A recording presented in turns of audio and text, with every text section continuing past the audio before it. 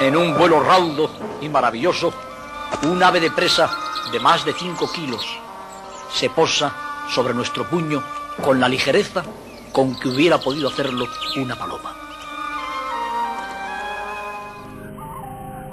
Ahora es preciso quitar la caperuza al águila.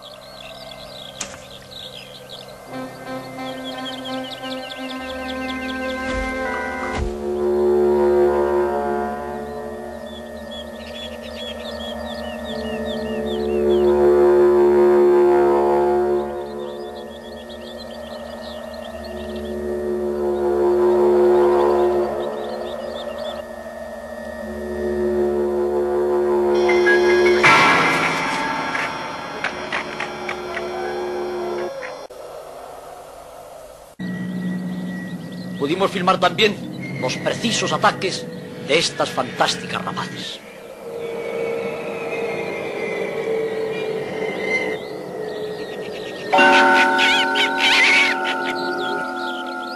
No queremos privarles, amigos míos, de esta primera y emocionante parte del programa de la Operación Zorro.